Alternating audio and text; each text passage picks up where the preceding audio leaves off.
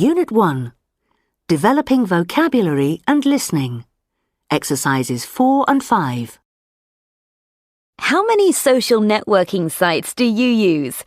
If you're like most people, perhaps you use one or two of the most well-known ones, such as Facebook or Twitter. But what you might not know is that there are hundreds of social networking sites. Jack Jones has been doing some research. Jack, what sort of following do these sites have? It varies, but you'd be surprised. Some of them have millions of followers, and they can go from being relatively unknown to being hugely popular. Look at Pinterest, for example. It used to be a small website for people to save images of their hobbies and categorize them on different boards and follow other users with similar tastes. But 9 months after it launched, it had 10,000 users, and within 2 years, it had become one of the top 10 largest social networking sites with 11 million visits a week. That sounds a lot. But is it really in terms of social networking sites? Well, it was the fastest site in history to break through 10 million visitors. In March 2012, it was the third largest social networking site in America, behind Facebook and Twitter. In February of 2013, it had 48.7 million users, and just a few months later, in July, that figure had gone up to 70 million users worldwide. That's pretty amazing for a site that started as a place for people to share their interest in arts and crafts, fashion and food. I remember that I was always posting ideas and looking at people's boards when it first started. So, what are some of the other sites you found out about? There really is something for everybody. One of the first sites I looked at is called Trot On. Trot On? Let me guess, it's something to do with horses. Yes, it's a social networking site for horse lovers and riders. It's free to join, and members can share photos, videos, and experiences with each other. And the site has its own blog. The posts look pretty varied. I saw one giving tips for riding competitions, another was dedicated to clothing for horse riders, and there was another about improving technique. And within the site, members can publish their own blog posts.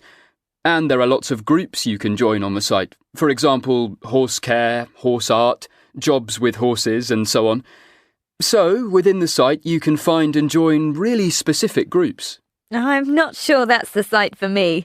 I would go horse riding every week in the summer holidays as a child, but that was a long time ago. Is there anything similar for people who are dog lovers like me? Yes, there is. It's called Dogster, and there's one called Catster for people who love cats. On Dogster, for example, you can find out about different breeds of dog, food and treats, healthcare, training, behaviour, and so on.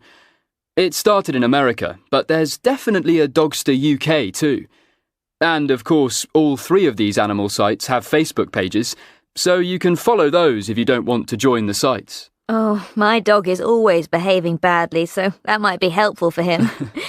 So, there are plenty of sites for people with pets. What else? For me, one of the strangest ones I came across is called REM Cloud. REM stands for Rapid Eye Movement, and it's the phase of sleep when we dream. REM Cloud is a site where you can share your dreams and compare them with other people's.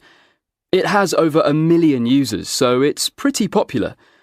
What's interesting about it is that we tend to think of our dreams as being unique and personal, but in fact you'll probably find your dream is the same, or pretty similar, to at least one other person's dream. It seems dreaming is more of a shared experience than we might think. That's no good for me because I never remember my dreams. Any other sites? Another interesting site I found was called Red Karaoke. As you'd imagine, it's for people who like singing karaoke. You can actually sing karaoke together with people on the site, and other users become your fans. It's got over 4.5 million members, and over 2.5 million people have downloaded the app. There are lots of karaoke songs and lyrics too. So, do you have to pay? Well, you can join up for free and try it, but you need to buy VIP membership to sing with other people. And while we're on the subject of hobbies, there's also a site for knitters called Ravelry. It's got over 3 million members, and they share knitting patterns and ideas with fellow knitting enthusiasts. Now, that sounds like the site for me. I love knitting. Now, if you know of any similar sites, text or email us or join our phone-in after the break.